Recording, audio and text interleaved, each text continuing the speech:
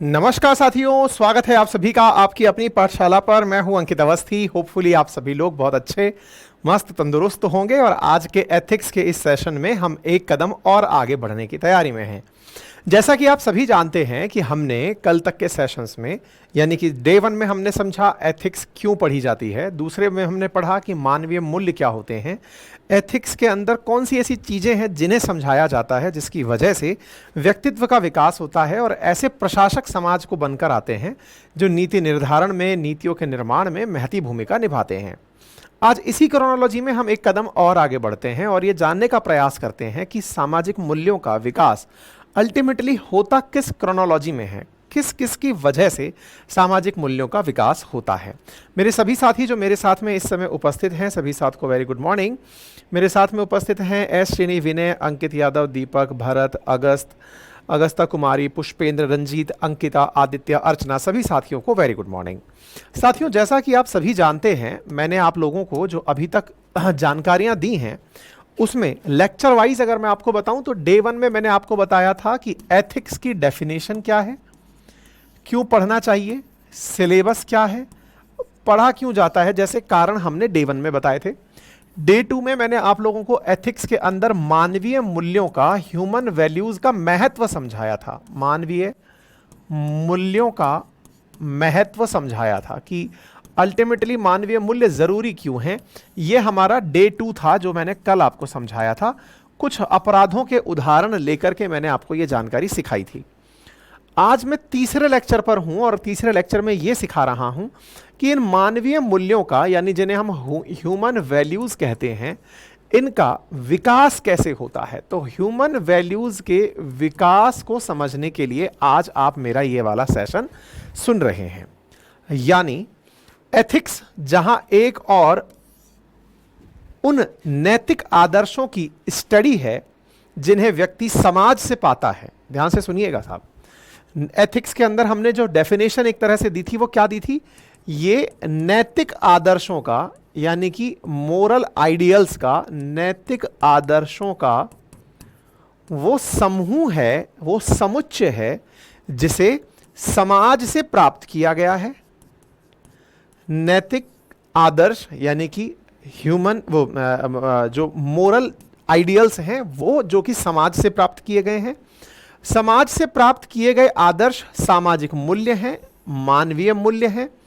अब इन मानवीय मूल्यों का विकास कैसे व्यक्ति के अंदर किया जाता है, अब हम उस पर जा रहे हैं। तो क्रोनोलॉजिकली आप सारी बातें समझ रहे होंगे।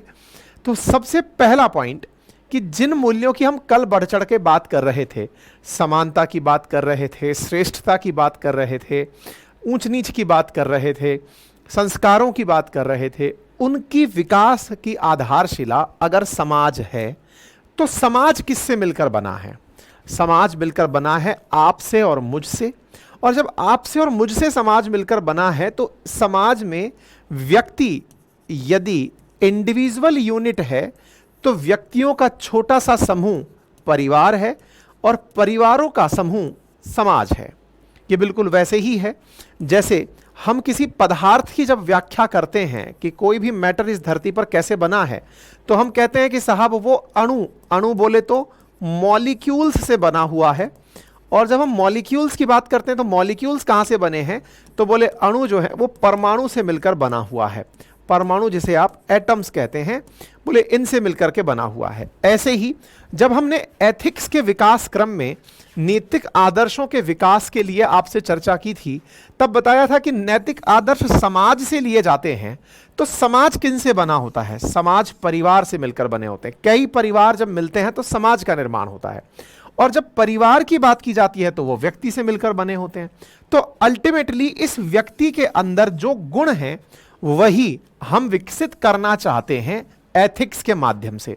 जब हम इसको एडमिनिस्ट्रेटिव एथिक्स कहते हैं, एडमिनिस्ट्रेटिव एथिक्स कहते हैं, तो इसका मतलब यह हुआ कि हम एक प्रशासक ऐसा ढूंढ रहे हैं, हम एक ऐसा एडमिनिस्ट्रेटर ढूंढ रहे हैं, हम एक ऐसा व्यक्ति ढूंढ रहे हैं जो कि भविष्य में चल करके समाज के लिए प्रकाश पुंज का कार्य करेगा।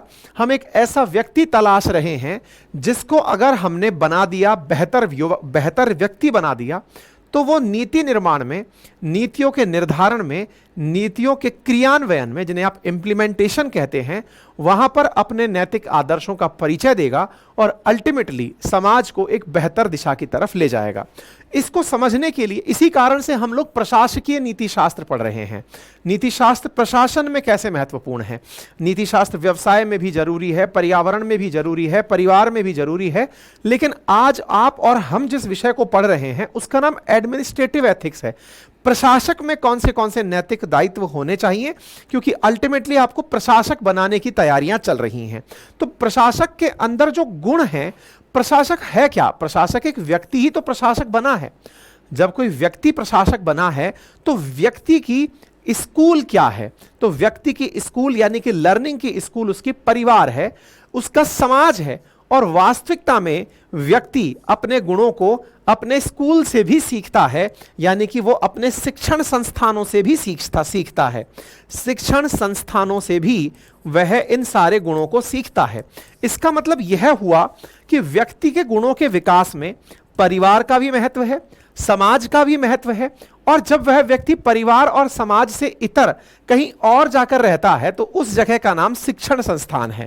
अगर आपसे पूछा जाए कि आपने अपने स्कूल टाइम में अपना व्यक्त समय कहां बिताया, या तो स्कूल में बिताया या घर में बिताया, और जब घर में नहीं थे तो आप अपने पारिवारिक किसी समूह समारोह में थे, बस आपका पूरा जीवन इन्हीं में तो निकल गया।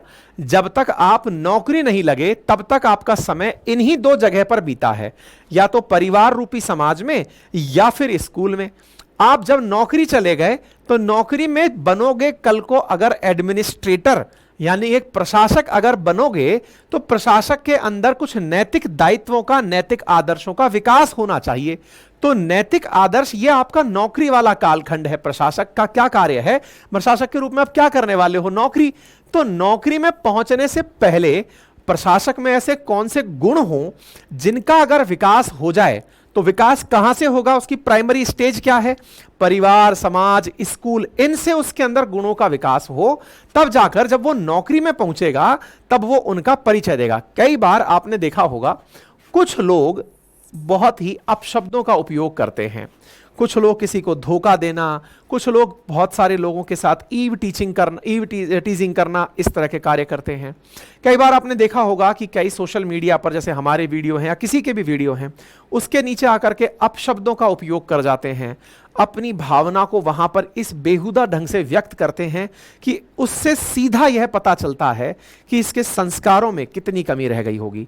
यानी कि ये जिस प्रकार के परिवार में, जिस परिवेश में पल के बड़ा हुआ है, वहां पर अगर वाकई में किसी ने इसको यह सिखाया होता कि बड़ों का सम्मान करना होता है, अपने छोटों को प्यार देना होता है, स्त्रियों के प्रति भाव विकसित करना होता है, सामाजिक सहचर्य सिखाया गया होता कि कैसे एक दूसरे के साथ रहना होता है, उसे यह सिखाया होता कि कट्टरता नहीं रखनी होती है।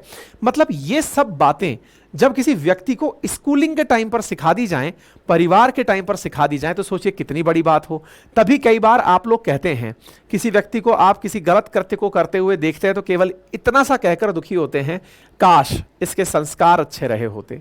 ये जो संस्कार है ना, जो उसको प्रिलिमिनरी स्टेज से मिलने शुरू हुए हैं, उन्हीं की स्कूलिंग आज अपन करने जा रहे हैं कि इनका डेवलपमेंट कैसे हुआ है, ये हम करने वाले हैं। अब आपके दिमाग में एक प्रश्न बनेगा, सर अगर मैं प्रशासक नहीं बना तो फिर मेरे लिए ये किस काम के? बिल्कुल सही कह रहे हैं साहब, आप प्रशासक नहीं बने तब तो ये आपके काम के नहीं है, क्योंकि सिखा तो हम प्रशासकीय नीति शास्त्री रहे हैं। लेकिन ये सभी वो सामाजिक मूल्य हैं, जब भी आप किसी भी व्यवसाय के अंदर प्रशासक की भूमिका निभाएंगे तो आपको यह मूल्य सारे काम में आएंगे। बोले नहीं, फिर भी सर क्यों ना सबको सिखाई जाएं ये चीजें, केवल प्रशासक को ही क्यों सिखाई जाएं? तो मैं इसके पीछे, चूंकि हमारी शिक्षा व्यवस्था पूरी अंग्रेजी से प्रभावित रही है, इसलिए मैं अंग्रेजी वाली ही बात आपको सिखाता हूं। आपको याद होगा कि जब भारत के अंदर अंग्रेजी शिक्षा पद्धति अपनाई जा रही थी, अंग्रेज जब भारत को आकर के अंग्रेजी सिखा रहे थे, तब उनका एक मत था। क्या मत था? उनका मत था कि भारत में केवल ऊंचे लोगों को या फिर पैसे वाले जो लोग हैं, जो प्रभावशाली लोग हैं, उन्हीं को अंग्रेजी सिखाई जाए। आज जिस शिक्षा पद्धति को हम अंग्रेजी शिक्षा पद्धति को हम कोसते हैं कि साहब इस प्रकार से अंग्रेजों ने हमें शिक्षा दे दी, हमें पढ़ा करके इन्होंने इस तरह से हमें अपना गुलाम बना लिया, हम जो भी बातें बोलते हैं वो असल में बहुत ही संगठित तरीके से किसी समाज के एक पर्टिकुलर वर्ग को दी गई थी। हम तो केवल नकल में उस चीज को सीख गए कि समाज के कुछ उच्च स्तरीय लोग ये भाषा बोलते हैं तो हमें ये भाषा सीखनी है, और बस हम इसी क्रोनोलॉजी में उस भाषा को सीखते हुए चले गए। यानी भाषा का विकास होने में बहुत बड़ा महत्व किस चीज का था? ऊंचे लोगों को सिखाने का। मेरे प्यारे साथियों, समाज शास्त्र की भाषा में इसे ही हम सोशलाइजेशन कहते हैं, और सोशलाइजेशन का उन्नत रूप संस्कृताइजेशन कहलाता है।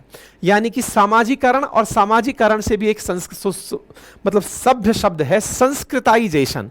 जब आप समाज में अपने से ऊंचे वर्ग, अपने से ऊंचे जाति, अपने से ऊंची क्षमता वाले व्यक्तियों को देखते हैं और उनके गुणों को आप अपनाने लगते हैं तो इसे संस्कृताइजेशन कहा जाता है। ये आरएएस की प्रिपरेशन करने वाले लोग जब सोशियोलॉजी पढ़ते हैं तो सोशियोलॉजी में ये संस्कृताइजेशन एक बहुत बड़ा टाइटल है।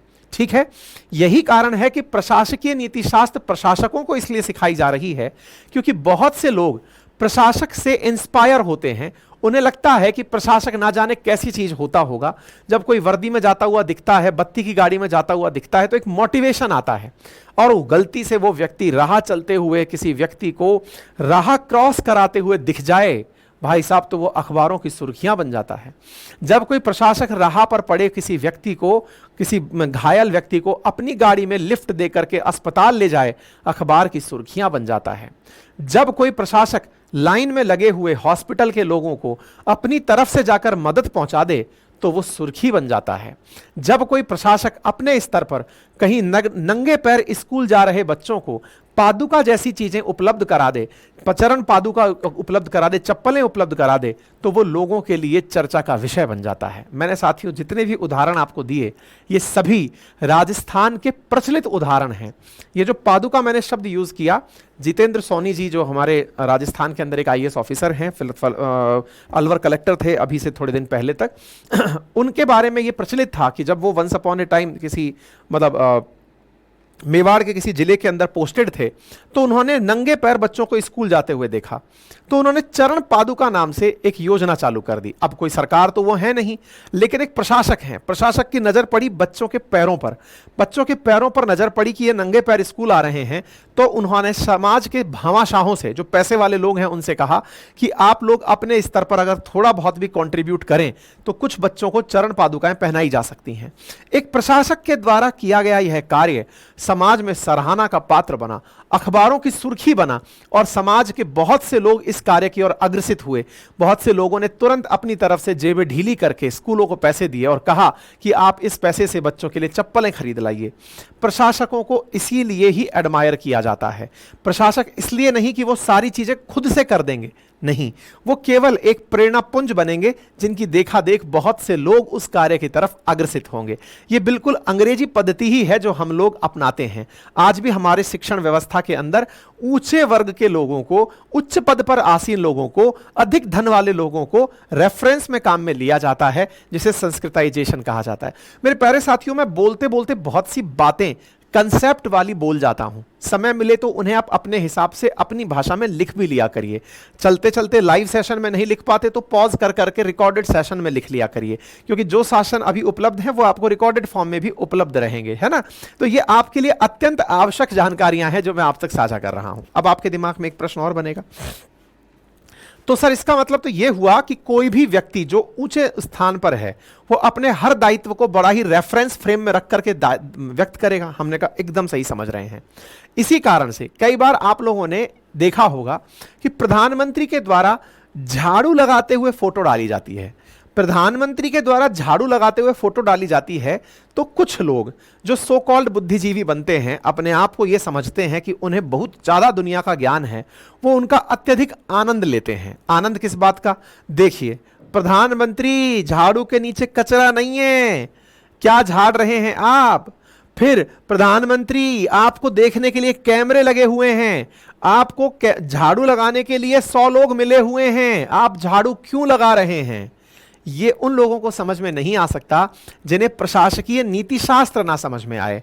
उन्हें यही लगेगा कि प्रधानमंत्री के पास तो इतने सारे लोग हैं ऑलरेडी काम करने के लिए, तो फिर वही लोग कर देंगे, प्रधानमंत्री को झाड़ू लगाने की क्या जरूरत है, प्रधानमंत्री को तटों पर जाकर कचरा बीनने की क्या जरूरत है, प्रधानमंत्री तो जब जाएगा तो उसको तो पहले से ही सब साफ सफाई मिलेगी, पहले ही सब कुछ व्यवस्थित मिलेगा, तो प्रधानमंत्री पागल होता है क्या? नहीं मेरे प्यारे साथियों, सबसे इंपॉर्टेंट बात होती है कि कोई भी लीडर आपको कोई कार्य इसलिए करते हुए दिखाना चाहता है कि जब मैं कर सकता हूं तो इससे प्रेरणा लेकर के आप भी कर सकते हैं। मतलब कोई भी व्यक्ति को यह कार्य करते हुए दिखाने का असल औचित्य यह नहीं होता कि आप लोगों को प्रधानमंत्री दिखा रहे हैं, पता चलेगा थोड़ी देर बाद तो वो हाईटेक जेड प्लस सिक्योरिटी में बैठकर चले जाएंगे और हम और आप बस खामखा परेशान होते रहेंगे, पता नहीं क्या था साबित बेवकूफी। नहीं, उनका केवल उद्देश्य यह होता है, किसी भी प्रधानमंत्री कोई भी व्यक्ति का, पंडित नेहरू बच्चों से मिलते थे, बच्चों से प्यार से बात करते थे, बच्चों के लिए चाचा नेहरू कहलाते थे। क्यों भाई? बच्चों से मिलने के लिए कैमरे की जरूरत होती है क्या? आपके दिमाग में प्रश्न बन सकता है कि यार कैमरे के सामने बच्चों से कैसा प्यार, बच्चों से प्यार करना है तो अलग से कर लो, घर में अपने प्राइवेट टाइम में कर लो। नहीं, वो ये दर्शाने का तरीका था कि जब मैं प्रधानमंत्री जैसे व्यस्त पद पर बैठने के बावजूद भी अपने भाव के अंदर, अपने अंदर की दया को, करुणा को, कंपैशन को व्यक्त करने से नहीं हिचकता, तो आप लोग भी जो अपने जीवन के काल में जहां जहां व्यस्त हैं, बच्चों को देख करके आप उनसे स्नेह के साथ मिलें, क्योंकि उन्हें आपके पद का भान नहीं है, उन्हें नहीं पता कि आप कौन हैं, वो केवल प्यार से प्रेरित हैं। लेकिन अगर उनको आपका प्यार मिल गया तो देश के निर्माण में एक दया का भाव, एक करुणा का भाव स्थान ले लेगा। यही कारण है कि आप बहुत सारे राजनेताओं को अब देखते हैं कि वो बच्चों के साथ बड़े घुल मिल के मिल रहे होते हैं। राहुल गांधी जी बच्चों को गोदी में मिला रहे होते हैं, प्रधानमंत्री जी जाकर बच्चों के गाल खींच रहे होते हैं। ये केवल ऊपर से चली आ रही प्रेरणाएं होती हैं जिन्हें भविष्य में फॉलो किया जाता है। क्या आप लोगों ने ऐसी चीजें ऑब्जर्व की हैं और आप मेरी बातों को सहमत हो रहे हो, समझ रहे हो? तो एक बार थम्स अप करके बता दीजिए कि ये आपको बात तो समझ में आ रही है ना। एक बार थम्स अप करके बता दीजिए। आशीष, मैंने कल इन्फॉर्म कर दिया था, जिन्हें भी, जो भी हमारे फाउंडेशन बैच के बच्चे हैं, अगर वो अपना सब्सक्रिप्शन 1 साल के लिए बढ़ाना चाहते हैं तो उनके लिए मात्र 799 में कंप्लीट जो फाउंडेशन बैच है वो 1 साल की वैलिडिटी के साथ उपलब्ध करा दिया गया है ना। कल भी मैंने अपने सेशंस में विज्ञापन के दौरान बताया था। बताइए सभी लोग इस बात को समझ पा रहे हैं अथवा नहीं? Atul Baghel sir, please science का बैच लेकर आइए। भाई मेरे से कमिटमेंट मत करवा लो, फिर क्या है वो, फिर मैं अटक जाऊंगा।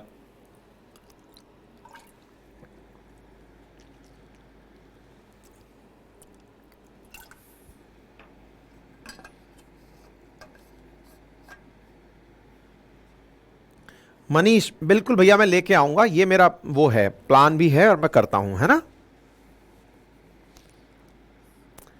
सभी को देखिए, ये एथिक्स है ना, ये कोई सब्जेक्ट वो नहीं है जो आपके ऑब्जेक्टिव पेपर में पूछा जाएगा। ये थॉट बिल्डिंग प्रोसेस है। थॉट बिल्डिंग प्रोसेस है, ऐसी बातें जब आप समझ पाओगे, अंदर आत्मसात कर पाओगे, तभी आंसर्स में लिख पाओगे, तभी इंटरव्यूज में बोल पाओगे। इन बातों को समझने के लिए नजरिया विकसित करना पड़ता है। क्लियर? रोहित, नहीं, उनको मिल रहा है ये कंप्लीट। श्याम सैनी, क्या आपकी बहुत लंबे समय से चली आ रही डिमांड पूरी हुई? लंबे समय से आप एथिक्स के लिए मेरे पीछे पड़े हुए थे, फाइनली मैं एथिक्स की क्लासेस में दिखाई दे गया हूं। हाँ विनोद गरवाल, बेटा पहुंच जाएंगे क्योंकि बीच में काफी दिन की छुट्टियां पड़ गई थी, है ना।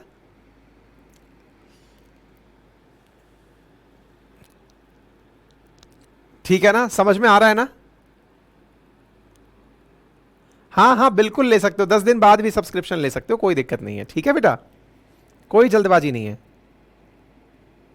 विनोद गरवाल, मैं अभी मेरी टीम को बोल देता हूं, हालांकि पहुंच जाने चाहिए, फिर भी मैं इस मैसेज को अभी की अभी फॉरवर्ड कर देता हूं बेटा, ठीक है।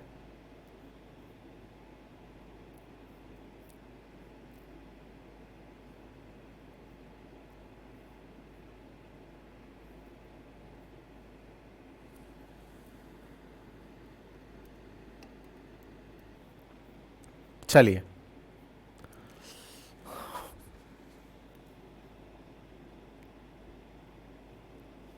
आगे बढ़े। हाँ जी, तो अब यहां तक के सेशन में यह समझ चुके हैं कि आज मैं क्या पढ़ा रहा हूं। तो प्रशासकीय नीति शास्त्र में व्यक्तित्व के विकास में परिवार की, समाज की और स्कूल की क्या भूमिका होती है। तो सबसे पहले एंट्री कर रहे हैं अब हम फैमिली से बच्चा क्या क्या सीखता है। आपको भी याद नहीं होगा कि आपने इतनी सारी चीजें अपने परिवार से सीखी हैं, और आज हो सकता है आप में से बहुत सारे लोगों को अंदर से यह फीलिंग आए कि यार मैं इसलिए ऐसा हूं क्या कि मैंने मेरे परिवार में ही ऐसा देखा है। आपको पता है, मैं एक बहुत अंदर की बात बताता हूं आपको, है ना। मैं जब पढ़ने बैठता हूं तो जानबूझकर अपनी बच्चियों के सामने पढ़ने बैठता हूं। अब आप पूछेंगे सर इसका मतलब शो ऑफ करते हैं आप अपने बच्चों के सामने? नहीं, मेरा पढ़ना नेचर है, लेकिन मैं अपने बच्चों से नहीं कहता हूं कि तुम पढ़ लो। उनको ठीक है, मतलब आवश्यकता के अनुसार बेटा पढ़ना चाहिए, ये समझाइश कर दी, लेकिन जब मैं उन्हें उनके सामने पढ़ता हुआ दिखता हूं तो एक छोटा सा मैंने शॉर्ट वीडियो भी डाला था। मैं जब मेरी बच्चियां छोटी थी तब मैंने यूट्यूब पर आपके सामने कुछ शॉर्ट्स साझा किए थे परिवार के। बच्चे अब धीरे धीरे बड़ी हो रही हैं तो उनके वीडियोस मैं शेयर नहीं करता हूं आपके साथ में। तो एक वीडियो में आपने देखा होगा कि जब मैं पढ़ रहा हूं तो मेरी छोटी बेटी ऑब्जर्व करके कह रही है कि मैं भी पढ़ रहा हूं, पापा भी पढ़ रहे हैं, आप भी पढ़ लो, मेरे एक साथी से बोल रही है। तो बच्चे कीन ऑब्जर्वर होते हैं, परिवार में जैसा देखते हैं वैसा ही वो इंप्लीमेंट करते हैं। अगर वो परिवार में दया का भाव, करुणा का भाव देखते हैं तो औरों के लिए भी वो दया का भाव दिखाते हैं। अगर परिवार में वो झगड़ा देखते हैं तो बाहर भी झगड़ा करते हैं। परिवार में अगर देखते हैं कि माता जी हमारी सुबह सुबह जग करके रोजाना तैयार होकर हमारे लिए टिफिन तैयार करके भेजती हैं, रोज हमें ड्रेसिंग सेंस के साथ भेजती हैं, हमारे लिए नित्य मेहनत करती रहती हैं, तो बच्चों में माँ को देख करके त्याग का भाव विकसित होता है। पिताजी को जब देखते हैं, पिताजी ठंड हो, गर्मी हो, बारिश हो, पूरे टाइम सुबह सुबह नौकरी पर निकल जाते हैं, मेहनत करके पैसा कमा के लाते हैं, तो बच्चा पिताजी को देखकर कर्तव्य पालन सीखता है, सहनशीलता सीखता है, दृढ़ता सीखता है, बच्चों के लिए समर्पण सीखता है। बच्चों के पेरेंट्स को देखकर बच्चा, है ना, ऐसे ही बाबा दादी को देखकर बच्चा क्या सीखता है? बाबा दादी को देखकर आध्यात्मिक ज्ञान सीखता है, उनकी तरफ से संस्कार सीखता है, कैसे उठना है, बोलना है, बैठना है, चलना है, ऐसी बातें सीखता है। यानी कि परिवार हमारे लाइफ में सामाजिक मूल्यों के विकास में महती भूमिका निभाता है। आज आप बच्चे को खुद बोल करके पढ़ ले पढ़ ले पढ़ ले और आप मूवी देख रहे हैं, संभव ही नहीं है बच्चा पढ़ेगा, उसका भी ध्यान आपके साथ ही होगा। आप मोबाइल देखिए, बच्चा भी मोबाइल देखेगा, आप पढ़िए, बच्चा भी मोबाइल। बच्चों को बंदर कहते थे ना बचपन में अपन, तो वो बंदर असल में रियल में है। आप और हम सब बंदर ही हैं, यूं समझिए आप, ठीक है। तो चलिए शुरू करते हैं, माता जी से बच्चा क्या क्या सीखता है। तो आप जरा रिलेट करिएगा और बताइएगा कि क्या आपके साथ भी ऐसा कुछ हुआ, आपने भी अपनी माता जी से कुछ ऐसा सीखा। हाँ भाई, वीडियो मेरा ही बफर कर रहा है कि औरों का भी कर रहा है? मेरा हल्का सा वीडियो बफर कर रहा है।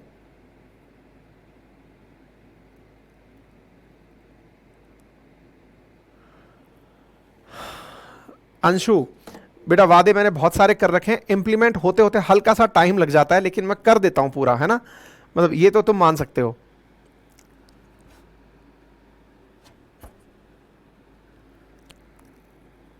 हाँ जी, तो अब आप देखिए,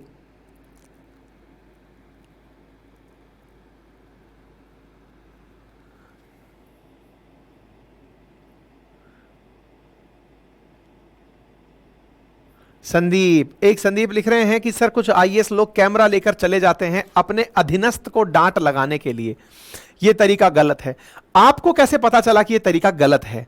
यह तरीका आपको इसलिए पता चला क्योंकि अब धीरे धीरे आपको नैतिकता का जो पॉइंट है ना वो समझ में आ रहा है कि नैतिकता है क्या, है ना। अच्छा, माता से बच्चा देखो क्या क्या सीख रहा है। बालक की प्रथम शिक्षिका अपनी माता होती है, वो अपनी माता से सहनशीलता सीखता है। आपने कई बार देखा होगा, आप में से अधिकांश जितने भी बच्चे आज यहां बैठे हैं वो एक चीज तो ये मानते होंगे कि उनकी माताजी जितना साहसी कोई नहीं है। वो उन्हें हर गलत समय पर, बेकार समय पर जब वो टूट रहे होते हैं तो हिम्मत देती हैं, नंबर एक। और जो उनके अंदर त्याग की भावना है ना, वो तो भाई अपन में हो ही नहीं सकती। और दुनिया की सारी माताएं एक जैसी होती हैं, कुछ एक अपवाद हटा दो फिर वो कुमाताएं हैं। त्याग की भावना, आप अपनी मां को जब भी याद करेंगे ना तो इसी चीज के लिए याद करेंगे कि उनके पास किचन में जो भी खाने का सामान था वो उसे इतना प्यार से अपने बच्चों को परोसती हैं कि चाहे फिर उनका खुद का खाना खत्म हो जाए। मां के अंदर की तृप्ति बच्चों के पेट भरने में है। सोचकर देखिए कि यह भाव कैसा है, कि जब आपको अपने अंदर से यह भाव मिले कि मेरे बच्चों का पेट भर गया, बस ये भूखे नहीं हैं, बच्चों का पेट भरना उनके लिए जब संतुष्टि का कारक बनता है कि बस मेरा जीवन पूरा हो गया, मैं बिना खाना खाए भी जी सकती हूं अगर बच्चे का मैंने पेट भर दिया। आप में से कुछ लोग कहेंगे नहीं सर, मैं गरीब घर से नहीं हूं, मैं अमीर घर से हूं। भैया मैं कह रहा हूं, आप कितने भी अमीर घर से हों, माताएं एक जैसी होती हैं। आप कितने ही गरीब घर से हों, माताएं एक जैसी होती हैं। किचन में मान लीजिए सब्जी केवल 4 लोगों की बनी थी, आपको बहुत अच्छा खाना लग गया, आपने दूसरे का हिस्सा भी खाने में खा लिया, माता जी कभी ये नहीं बोलेंगे, और आप मेरी इस बात से एग्री करें तो थम्स अप करिएगा, वो कभी आपसे ये नहीं बोलेंगे कि यह मिठाई या यह सब्जी इतनी ही थी बेटा, अब और लोग खाएंगे। वो आपसे कभी नहीं बोलेंगी, कभी नहीं बोलेंगी। एग्री करें तो इस बात को थम्स अप करिएगा। आपको इस बात से अपनी मां के बारे में थोड़ा भी भाव पैदा हो तो याद करिएगा। तो फिर अपने मां पर जब प्यार आता है तो किस बात का आता है कि मेरी मां कैसी है, मेरी मां इतना त्याग करना जानती है, उसमें मेरे प्रति इतनी करुणा है। करुणा का मतलब क्या होता है? दूसरे के दर्द को खुद महसूस करना, कंपैशन। अच्छा चलिए इस बात को भी मैं बताता हूं आपको। देखिए, एक होता है सहानुभूति, एक होता है स्व अनुभूति। करुणा, मैं थोड़ा सा अध्यात्म भी साथ साथ जोड़ देते हैं इसके, क्योंकि एथिक्स में आप गीता भी पढ़ेंगे, गीता का भी अध्ययन करेंगे। गीता पूरी नहीं पढ़ेंगे, गीता का सार पढ़ेंगे, लेकिन भगवान श्री कृष्ण की द्वारा दी गई एक बहुत ही प्यारी व्याख्या है, उसको समझ लीजिए। उससे आपको थोड़ा सा करुणा का पक्ष समझ में आ जाएगा, कंपैशन समझ में आ जाएगा, और संभवतः आप इसे किसी और को भी समझा पाएंगे। मैं आपको एक बहुत बेहतरीन बात सिखाता हूं। भगवान कृष्ण प्यार वर्सेस प्रेम का डिफरेंस समझाते हैं। अब आप में से कुछ लोग कहेंगे प्यार वर्सेस प्रेम दोनों एक ही तो चीज है सर, पर्यायवाची हैं। हिंदी में जब पढ़ते हैं तो हम इसे पर्यायवाची कहते हैं। अच्छा, तो मैं बता देता हूं। देखिए, प्यार में भगवान श्री कृष्ण की व्याख्याओं में है, जब भी आप श्रीमद् भागवत का सार सुनते हैं या कथा सुनते हैं तो आपको यह ज्ञान निकल के आता है कि प्यार दूसरे से अपेक्षा रखता है।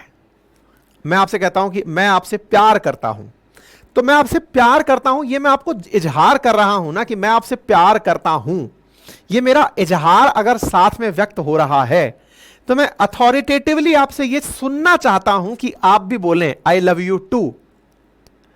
जब कोई भी किसी के प्यार में ये 3 करामाती वर्ड बोल देता है तो इन वर्ड के बाद में अगर सामने वाले ने लव यू टू कहकर के बात नहीं करी तो हमें ऐसा लगता है कि प्यार अधूरा रह गया, सामने वाले ने मेरा प्यार स्वीकार ही नहीं किया, मेरा प्यार रास्ते में ही अटक गया।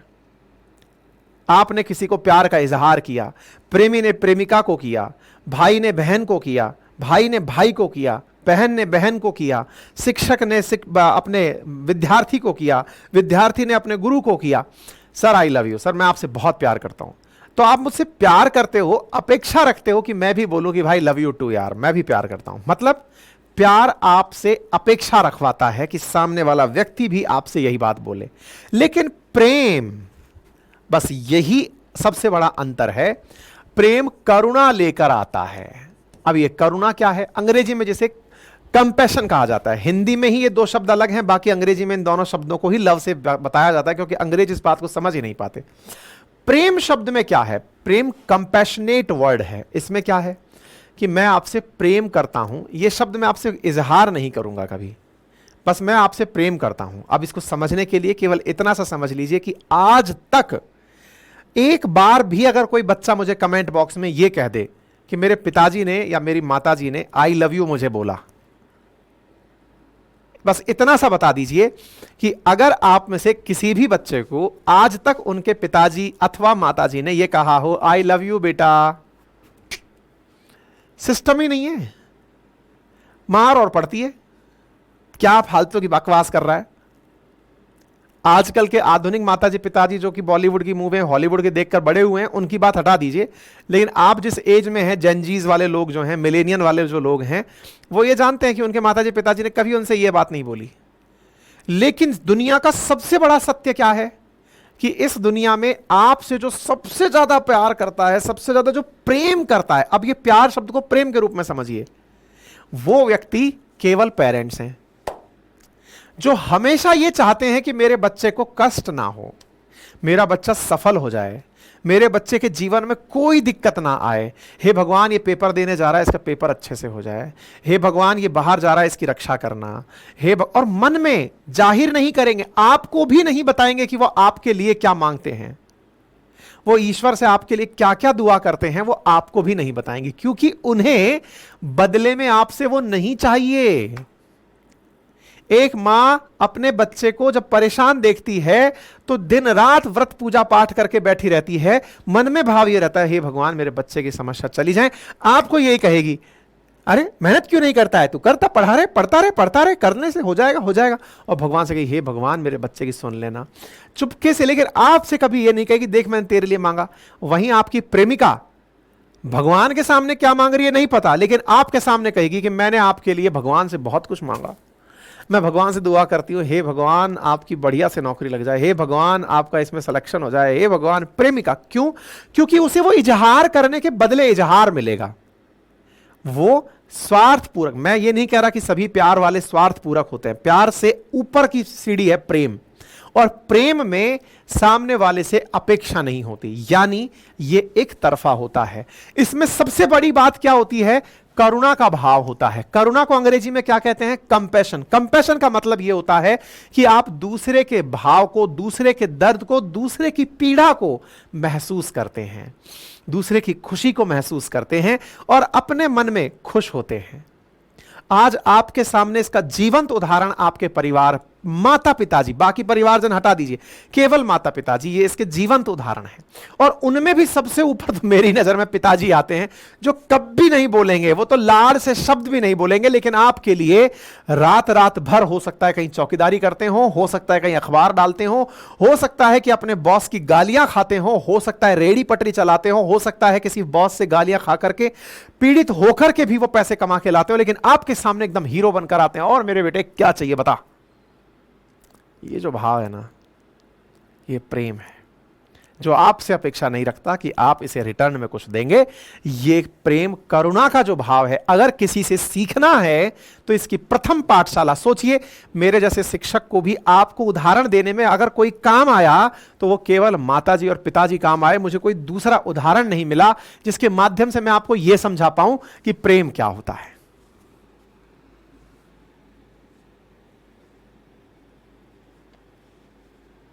बोलिए, क्या आप मेरी बात समझ पा रहे हैं? थोड़ा बहुत भी किसी के दिमाग में घुस रहा है?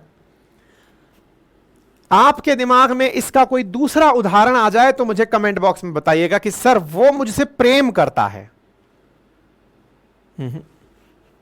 दूसरा उदाहरण केवल एक और है और उसका नाम टीचर है।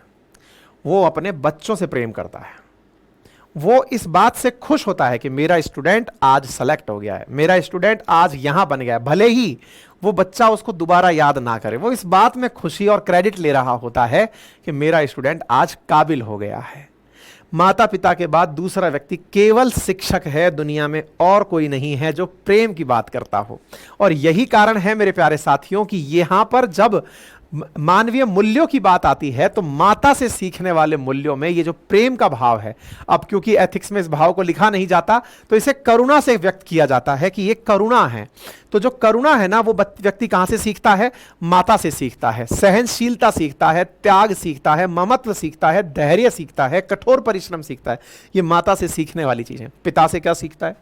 पिता से साहब वो अनुशासन सीखता है। अच्छा, पिता लड़ाका है कोई, मान लीजिए किसी के पिताजी, जैसे मेरी बच्चियों को जब मैं वर्दी में होता हूं तो उन्हें एक अलग प्रकार की फीलिंग आती है कि भाई साहब हमारे पिताजी, जैसे वो कई बार मैं उनकी बातें सुनता हूं तो मेरे पापा पुलिस में हैं, मैं पापा से तेरी शिकायत कर दूंगी। वो वाला जो फील है ना उनके बच्चों के मन में जो आता है, वो क्या भाव दे रहा है उनके मन में? उनके भाव में ये बात दे रहा है कि मेरे पिताजी अनुशासन वाले हैं, मेरे पिताजी गलत अगर करोगे तो डांटने वाले हैं, उनसे मैं आपका शिकायत कर दूंगा। बच्चे ने क्या सीखा कि नहीं वो है ना, और फिर पुलिस वाले से मतलब डरते नहीं है, वो साहसी आदमी है वो, है ना। तो पिताजी से क्या सीख रहा है बच्चा? साहस सीख रहा है। फिर वो देखते हैं कि साहब पापा जब जा रहे हैं तो इतने लोग सल्यूट कर रहे हैं, तो अंदर से क्या भावना आ रही है?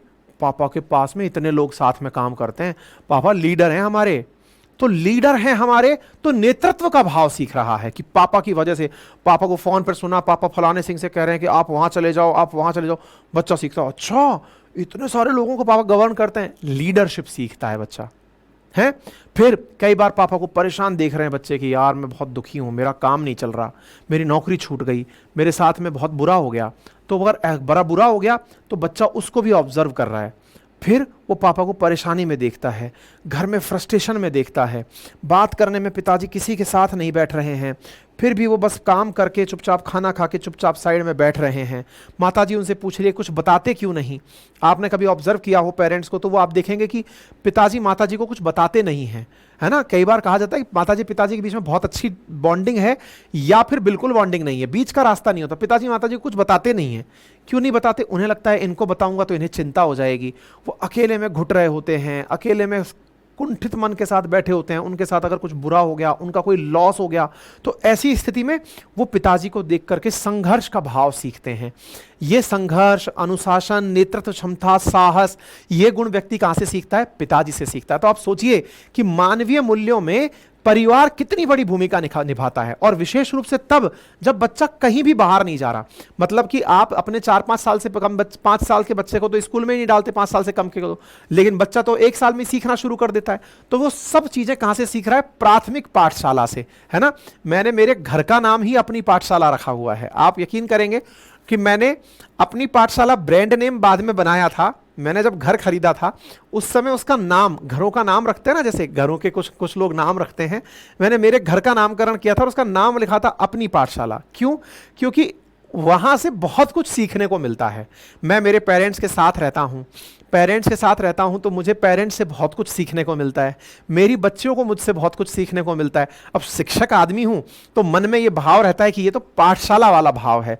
तो ये जो अपनी पाठशाला, मतलब कि ये अपने आप को सिखाने वाली चीज है ना, तो ये चीज जो है ना, ये अपने आप में एक वो देती। तो उम्मीद है कि आप इस चीज से रिलेट कर रहे होंगे, ठीक है। हाँ, अच्छा, तो ये उम्मीद है आपको बात समझ। अच्छा, और परिवारजनों से व्यक्ति क्या सीखता है, तो जैसे भाई बहनों से व्यक्ति सीखता है सहयोग का भाव। जैसे ना, आपने कई बार देखा होगा, मैं आपको मेरे घर के उदाहरण इसलिए दे रहा हूं क्योंकि आप अपने आप को रिलेट कर पाएंगे। हम सब एक जैसे ही हैं। आपके घर में भी जैसे वैसा ही होता होगा जैसे मेरे घर में होता होगा। अगर आपके घर में वैसा नहीं होता है तो इसका मतलब कहीं ना कहीं कोई सॉफ्टवेयर गड़बड़ हो गया है, कुछ ना कुछ ऐसा गड़बड़ हो गया जो होना चाहिए था नहीं हुआ है।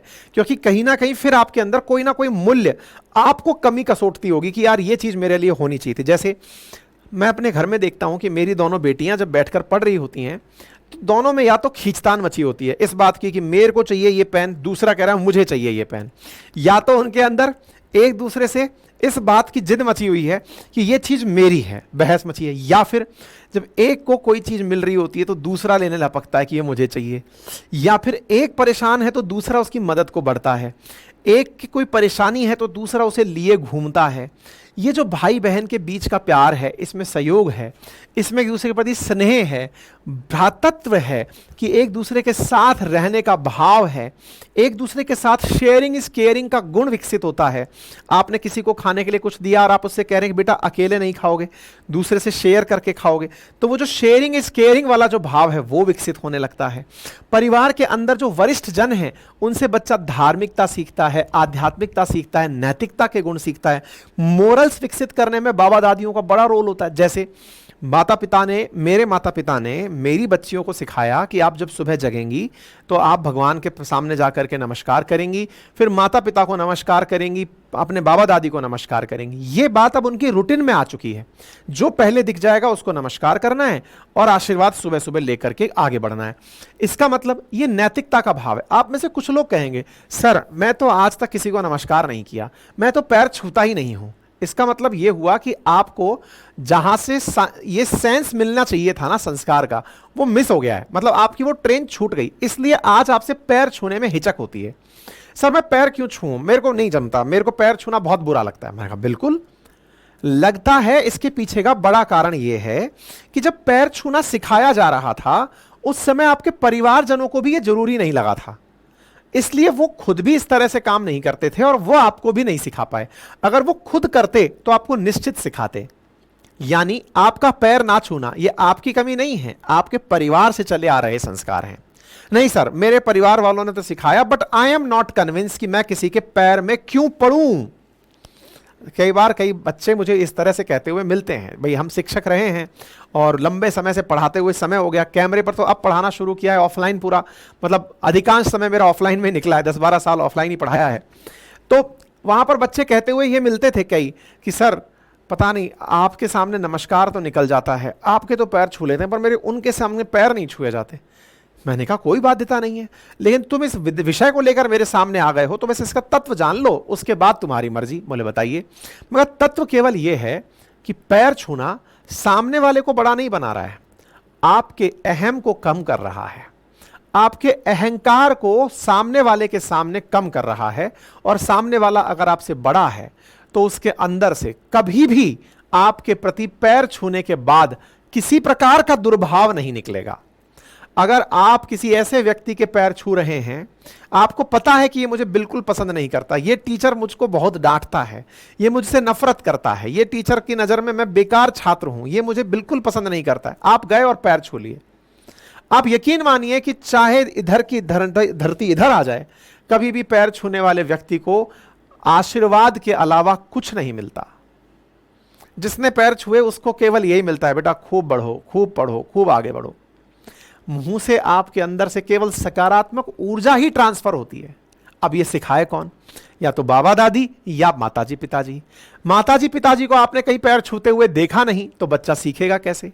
तो बच्चे के लिए क्या अच्छा है, ये परिवार से उसके अंदर मिलता है। ठीक है, पैर छूना जरूरी है अथवा नहीं, आपको मैं फिर से कहेंगे कि साहब अपने परिवार का उदाहरण क्यों दे रहे हैं, क्योंकि चैप्टर ही परिवार का चल रहा है, इसलिए मुझे देना है। अविनाश, हाँ, कि प्रेम मीरा ने कृष्ण से किया था, बिल्कुल सही कह रहे हैं आप। ठीक है, हिमांशी अग्रवाल, महापुरुष की वाणी जय है गुरु, जय हो गुरु जी। नहीं बेटा, ये संस्कार है ना जो अपन डिस्कस कर रहे हैं, कोई महापुरुष नहीं है, कोई ना कोई हम महापुरुष हैं। परिवार, आपके घर में भी, सबके घर में ऐसा ही होता है जो मैं बता रहा हूं। अगर ऐसा नहीं होता है तो समझिए कि कहीं ना कहीं से कोई फैक्टर कम रह गया है, या फिर वो ज्यादा इवॉल्व हो चुके हैं, आगे निकल चुके हैं परिवार वाले कि यार ड्यूड यो बेबी यो, तो मतलब वो थोड़ा और आगे निकल चुके। अच्छा, मैं मेरे घर के संस्कार बताता हूं, मुझे जो संस्कार मिले, क्योंकि आज चैप्टर ये चल रहा है कि मानवीय मूल्य, व्यक्ति परिवार से कौन से मानवीय मूल्य सीखता है, तो मैं आपके सामने उस कर्म को लेकर चल रहा हूं। हमारे घर में बचपन में सर्वेंट आया करते थे, सक्षम थोड़े ठीक ठाक थे तो काम करने वाले लोग आते थे। हमारे माताजी पिताजी ने हमें एक संस्कार दिया हुआ था, और वो ये था कि बेटा जब भी आप दोनों वक्त पूजा पाठ करें तो करने के बाद में उस समय जितने भी बड़े प्रेजेंट हैं उनके पैर छुएंगे। अब ध्यान से समझना ये कैसा संस्कार था, और उसका मैं जीवन में आज सकारात्मक रूप से होते हुए प्रयोग देखता हूं। मैं आज जब ये लोग मेरी तारीफ में 2-4 शब्द कह रहे होते हैं तो मैं केवल माताजी पिताजी को ही धन्यवाद कर रहा होता हूं कि ये केवल आपके दिए हुए संस्कार हैं जिनकी सब जगह प्रशंसा हो रही है। तो मैं आपको बताता हूं क्या होता था।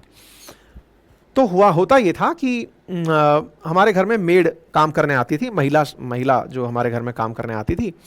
पूजा पाठ का टाइम, मान लीजिए शाम को मैं काम पूजा करके पूर्ण हुआ और दोनों वक्त मिले भगवान को याद करके, और फिर मैं अपने माताजी पिताजी के चरण वंदन किया और फिर अपनी पढ़ाई की तरफ अग्रसर हुआ। और उसी समय, अब आप सोचना ये विचार कितना बड़ा है, उसी समय मुझे मेरे घर में मेड दिख गई जो कि उम्र में मुझसे बड़ी है। आप यकीन मानिए मुझे क्या संस्कार दिया गया था, अगर आपसे बड़ी हैं तो पैर छूने हैं। मैं आज देखता हूं कि मुझे उन्होंने वो जो संस्कार दिया, जिस समय मुझे ये नहीं पता था कि ये काम वाली क्या होती हैं। मैं ये मानता था कि हमारे घर में कुछ सहयोगी हैं, ये लोग काम, हमारी माताजी ये काम नहीं कर पा रही हैं इसलिए ये काम कर रहे हैं, तो बोले जाइए इनके पैर छूइए। मैं पैर छूता था और मुझे कोई अहंकार का भाव नहीं था, मन में किसी प्रकार का ये विकार नहीं कि मैं इनके पैर क्यों छू रहा हूं, क्योंकि मुझे वो भी उतने ही प्रिय लगते थे, क्योंकि वो मेरा काम बना रहे हैं, हमारे घर में मदद कर रहे हैं। बचपन में ये डाली हुई जो आदत थी, आप यकीन मानेंगे आज भी जब मैं अपने ड्राइवर के साथ, अपने बॉडीगार्ड के साथ, अपने नीचे के सब स्टाफ के साथ होता हूं, सरकारी कार्यालय में होता हूं, प्राइवेट कार्यालय में होता हूं, मन में एक बार भी यह भाव उत्पन्न नहीं होता कि मैं इनसे तू तड़ाके से बात कर लूं। उनके प्रति भी मन में वो कंपैशन, वो करुणा भाव रहता है कि अपने ड्राइवर के प्रति जी लगा करके कि आप ऐसा कर लीजिए, आप ऐसा बैठ जाइए, उनके दर्द को मैं समझ रहा होता हूं। उन्होंने कहा कि सर मेरे घर पे बच्चे की पढ़ाई है, मुझे आज जल्दी जाना है। ठीक है, मैं ये भाव क्यों समझ पाया? क्योंकि मुझे बचपन में ये संस्कार दिया गया था कि आपके लिए जो काम कर रहे लोग हैं वो अधीनस्थ हैं, क्योंकि उनको आवश्यकता थी काम की, उनको आवश्यकता थी पैसे की, लेकिन इंसान वो भी आप ही की तरह हैं। और अगर आप इंसानियत के प्रति मन में भाव रखकर चलेंगे तो आप इंसानों को ट्रीट भी इज्जतदार तरीके से करेंगे। सोचिए, बचपन में डाला गया वो संस्कार आज मेरे लिए, और इस कारण से मैं जिस भी ऑफिस में होता हूं या फिर जहां भी होता हूं वहां पर लोग मुझे अपना मान करके कि ये हमारे हैं, बस बाकी सब हटा दो, ये हमारे हैं। उनका अपने मेरे प्रति जो भाव है वो ये है कि नहीं, सर ने कह दिया तो कूद पड़ो तो कूद पड़ो, सर ने कह दिया रात 12 बजे जाकर के चले जाओ चले जाओ, सुनना नहीं है फिर, ओके बस। एक संस्कार प्रशासक की भूमिका में कितना काम आया। मानवीय मूल्यों का विकास प्रारंभिक पाठशाला बचपन से ही शुरू होती है, परिवार से शुरू होती है, लेकिन जब आप उसे इंप्लीमेंट करने निकलते हैं और उसका इंपैक्ट जब आप सोसाइटी पर पड़ते हुए देखते हैं तो आप उसकी वैल्यू को काउंट नहीं कर सकते। एक दिन में विकसित नहीं होते, अदरवाइज बनावटी लगने लगते हैं। आप कहेंगे नहीं सर मैं तो कल से आपकी बात से प्रेरित हो गया, हो गए, अच्छी बात है, कर नहीं पाओगे, अंदर से भाव ही उत्पन्न नहीं होगा, मन में भाव ही नहीं आएगा, कंपैशन ही नहीं आएगा, और भाव बिना तो भक्ति का भाव ही अधूरा है। ठीक है, तो उम्मीद है कि आपको ये बातें हल्का हल्का समझ में आ रही हों जो मैं कहना चाह रहा हूं। ठीक है, साथ ही साथ बड़े अपने जो बाबा दादी हैं वो क्या करते हैं, वो अपने बच्चों को ना, मतलब जो छोटे बच्चे घर में हैं, पोते नाते जो भी हैं, उन सबको क्या सुनाते हैं, प्रेरक कहानियां सुनाते हैं कि एक बार एक ऐसा राजा था, वो ऐसे करता था। वो उसको कहानियों के माध्यम से एक आदर्श व्यक्तित्व का जीवन में एंट्री कराते हैं। बच्चे के मन में आता है, जब बच्चों से पूछोगे बड़े होके क्या बनोगे, राजा बनूंगा। क्यों? क्योंकि बचपन की उसकी पाठशाला में प्रेरक कहानियां सुनाई गई हैं। ठीक है, और बचपन में जो बात उसके दिमाग में घर कर गई, वो बच्चा उसके दिमाग में पूरे टाइम उस बात को लेकर चलता है कि मेरे दिमाग में ये बात थी, मुझे आज भी इसे माननी चाहिए। तो परिवार के जो मूल्य हैं, उनसे जो सबसे बड़ा लाभ उत्पन्न होता है वो क्या है? परिवार के जो मूल्य प्राप्त होते हैं वो परमानेंट प्रकार के होते हैं। ठीक है, वो किसी भी परिस्थिति में हो, बच्चा उस समय तटस्थ बना रहता है, यानी कि उसके मन में वो भाव हमेशा बना रहता है। ये नहीं रहेगा कि नहीं मुझे यहां पर तो ऐसा करना है, वहां पर ऐसा नहीं करना है। नहीं, परिवार के कारण जो मूल्य विकसित हुए वो उसके निर्माण की प्रक्रिया सतत रूप से चलती रहती है और वो आगे आने वाले समयों को लोगों को भी देता है। परिवार के द्वारा प्रारंभिक वर्षों में व्यक्ति के व्यक्तित्व निर्माण में जो किया गया कार्य है वो उसके संसार को आगे आने वाले समय में उसके परिवार को निर्माण में कार्य करता है। ठीक है ना, माता पिता से जो सीखी हुई चीजें उसमें बच्चा कथनी और करनी में अंतर करना बंद कर देता है। तो बच्चे के अंदर गुण विकसित कैसे करें? आप में से कुछ लोग ऐसे भी हो सकते हैं जो फिलहाल पेरेंट्स बनने वाले हों, हो सकता है आप भविष्य में जब पेरेंट्स बने उसके लिए प्लान करें। तो कुछ टैक्टिक्स हैं जिनमें से सबसे ऊपर है आप लालन पालन के अंदर इन विधियों का, मतलब बच्चों के साथ में जब बात करें तो उन्हें किस तरह से विकसित करें, इस पर विचार कर सकते हैं। लालन पालन के अंदर आप अपने इन गुणों को जिन्हें आप बच्चों में देखना चाहते हैं परवरिश के समय ही उन्हें डालते चलें। उन्हें ऑब्जर्व करने का गुण विकसित करने दें। अगर आप पढ़ रहे हैं तो वो आपको देखकर पढ़ेंगे, ऑब्जर्वेशन स्किल उनकी डेवलप होने दें। ठीक है, उनके अंदर जो भी बातें उन्हें सुनाएं वो इंस्पिरेशनल अंदाज में सुनाएं ताकि उन्हें वो चीज सुनकर के कार्य करने का मन करे। दंड का और पुरस्कार का विधान अपनाएं। इसमें क्या होता है कि अगर उन्होंने कुछ गलत किया है तो पनिशमेंट, और उन्होंने कोई कार्य किया है तो शाबाशी। इस तरीके से उन्हें प्रॉपर टाइप से मोटिवेशन मिलता रहता है। सामाजिक प्रथाओं का, रीति रिवाजों का उनके साथ में मतलब डिस्कशन करते रहें कि बेटा ऐसा करने से ऐसा होता है। लेकिन क्या परिवार से सारे लाभ ही लाभ होते हैं? क्या नहीं, परिवार से नुकसान भी होते हैं। क्या नुकसान होते हैं? अब मान लीजिए कि आपका परिवार बहुत ही अंधविश्वासी है। अंधविश्वासी कैसा है? बिल्ली रास्ता काट गई तो नहीं निकलेंगे, छींक दिया तो नहीं निकलेंगे, हैं इतने बच गए तो नहीं निकलेंगे, ये हो गया तो नहीं करेंगे, फलाने में घर में ये आ गया तो नहीं करेंगे, किसी ने यूं कह दिया तो नहीं जाएंगे, ये बच गया तो नहीं जाएंगे, ये करेंगे। बच्चे के अंदर भी वो बात आ जाती है। तो परिवार से अंधविश्वास का आना, परिवार के कारण लैंगिक भेदभाव। बच्चा घर में अगर बेटे और बेटी में अंतर होते हुए देख रहा है तो वो भी बड़ा होने के बाद बेटे बेटी में विभेद करेगा। जैसे बच्चों के अंदर कई बार घर में बेटा बेटी जब अलग अलग तरीके से ट्रीट किए जाते हैं, बेटे को ट्रीट किया जाता है जैसे कि उसे कभी खाना बनाना ही नहीं है, और बेटी को ट्रीट किया जाता है जैसे कि तुम्हें बड़े होकर के सामने वाले लड़के के लिए खाना बनाना ही है।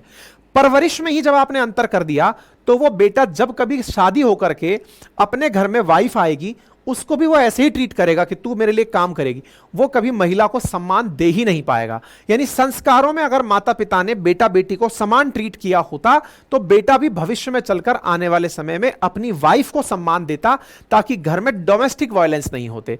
तो डोमेस्टिक वायलेंस के पीछे भी घर के संस्कार बहुत बड़े कारक होते हैं। ये बहुत बड़ी चीजें हैं, ठीक है। इसी के साथ साथ व्यक्तिगत महत्वाकांक्षाएं परिवार के चलते दब जाती हैं। ये कैसे होता है? जैसे आप में से कुछ लोगों का मन करता है कि मैं यार पेंटर बनूंगा, यार मैं दुनिया घूमूंगा, या मैं ये करूंगा। जैसे मैं मेरी बताऊं तो ये मैं भुगत भोगी हूं इन सब चीज़ों का, इसलिए बहुत अच्छे से समझा सकता हूं। जब मैं आईआईटी से पढ़ के निकला तो मेरा मन बाहर जाने का था, मतलब विदेश में सेटल होने का था, और बहुत ज़्यादा मन था। मेरा सिलेक्शन भी हो गया था बाहर पढ़ने के लिए सिंगापुर में, और मेरा एडमिशन हो गया। मैं घर वालों के साथ में साझा किया कि साहब मेरे को वहाँ जाना है। परिवार वालों ने, पिताजी ने कहा कि नहीं साहब, हम बाहर नहीं भेजेंगे, सिंगल चाइल्ड हो, अगर कुछ हो गया तो भैया हम क्या करेंगे, और हमको कुछ हो गया तो हमें कौन संभालेगा, तुम कहीं नहीं जाओगे। हमारा जाना रोक दिया गया। तो ये जो व्यक्तिगत महत्वाकांक्षाएं हैं ना, पारिवारिक लोगों के केस में ये बहुत बड़ा नुकसान है। अच्छा, दूसरा, मेरा सरकारी नौकरी में जाना, उसके पीछे का सबसे बड़ा कारण यही था। आज भी मुझे पसंद जो है ना वो टीचिंग है, और मैं कई बार घर वालों को ये बात बोल चुका हूं कि मैं भविष्य में यही करूंगा, बाकी मैं सारे काम छोड़ दूंगा। और मैं कईयों बार छोड़ने के भी एप्लीकेशंस डाल चुका हूं, लेकिन पारिवारिक मूल्य आड़े आ जाते हैं। नहीं साहब, ये हमें पसंद है, इससे तुम दूसरों की मदद कर सकते हो, ये कर सकते हो, समाज में लोग ये सोचेंगे, यूं होगा। व्यक्तिगत महत्वाकांक्षाओं पर पारिवारिक दायित्व हावी हो जाते हैं, ठीक है। ये नकारात्मक भाव है। तो जहां इतनी सारी चीजें सकारात्मक रूप से परिवार से मिलती हैं, परिवार से कुछ नकारात्मक मूल्य भी मिलते हैं। बस इन्हीं सकारात्मक नकारात्मक में विभेद कर लीजिए, चीजें सेट हो जाती हैं, ठीक है। उम्मीद है कि आपको सारी बातें अच्छे से समझ में आ गई होंगी। अब यहां से आगे अगले दिन जो कल का चैप्टर शुरू होगा, उसमें हम समाज का, यानी कि ये तो परिवार का हमने अपने ऊपर प्रभाव देखा, फिर समाज का देखेंगे, फिर स्कूल का देखेंगे। जैसे ये समाज का प्रभाव खत्म होगा, उसके बाद में फिर हम महापुरुषों की जीवनियों में एंट्री करेंगे और उनके कुछ महत्व को समझेंगे। इसी के साथ में मैं उन सभी से कहना चाहूंगा जिन्होंने अभी तक इस कोर्स को एनरोल नहीं किया है, वो आज जाके अपने लिए इस कोर्स को एनरोल कर लें, सो दैट हाँ, अपनी क्लासेस मंडे टू फ्राइडे चलेंगी। ये भी मैं आपको पहले बता दूं, केवल 5 दिन ही क्लास चलती हैं। तो आज फ्राइडे हो चुका है, तो सैटरडे संडे ऑफ रहेगा, फिर मंडे को आपकी क्लास वापस आएगी। और इस दौरान आप अपनी जब क्लासेस पढ़ें तो ये सुनिश्चित करें कि आप जो पीडीएफ यहाँ मिलती है उसको प्रिंट, मतलब डाउनलोड कर लें, प्रिंट निकाल लें। और यदि आपको किताब ऑर्डर करनी है तो एथिक्स के जो मेरे नोट्स हैं, जहाँ से मैं ये पढ़ा रहा हूँ, ये सारी चीज़ें इस किताब में लिखी हुई हैं। ये किताब आपके पास में कुरियर समेत, यानी कि इंक्लूडिंग कुरियर, हम लोग डिलीवर कर देंगे विद इन 7 डेज। आपको चाहिए तो आप ऑर्डर कर सकते हैं। 199 के अराउंड में यह किताब है जो हमने आपको उपलब्ध कराई। किताब क्या है, नोट्स हैं ये, और नोट्स मेरे नहीं है। मैं आपको अगर ऑनेस्टली बताऊं तो ये सब नकल किए हुए नोट्स हैं, इधर उधर के नोट्स हैं, है ना। क्यों है? क्योंकि अल्टीमेटली एथिक्स किसी ने आज तक किताब में लिखा ही नहीं है, सब इधर उधर की कॉपी पेस्ट है। कहीं कहीं से फिलॉसफी से उठा हुआ है, कहीं किसी दूसरे टीचर से उठा, तीसरे टीचर से उठा हुआ है। आप कहीं किसी और के नोट्स भी पढ़ रहे हैं तो पढ़ते रहिए। अगर आपको मेरे नोट्स जिनको मैं यहाँ पढ़ा रहा हूँ ये चाहिए, जिनको मैंने पढ़ा, तो आप इनको ऑर्डर कर सकते हैं। 199 में आपके घर पर डिलीवर कर दिया जाएगा, ठीक है साहब। डन। तो किताब ऑर्डर करना चाहें तो कर लीजिएगा, बाकी कोर्स में एनरोल होना चाहें तो हो जाइएगा। अभी के लिए इतना ही, बाकी अपना ख्याल रखें।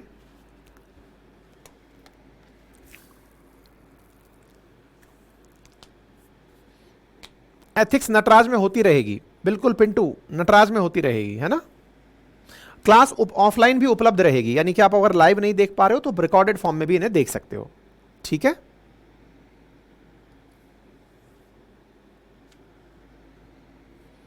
और भी कोई दिक्कत आए तो आप हमारे कॉल सेंटर पर कॉल करके पूछ सकते हैं, ठीक है ना।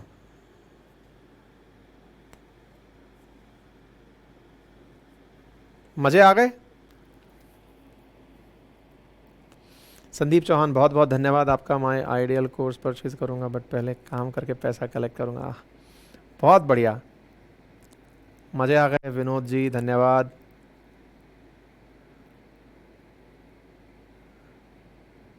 चलिए, thank you so much, bye bye.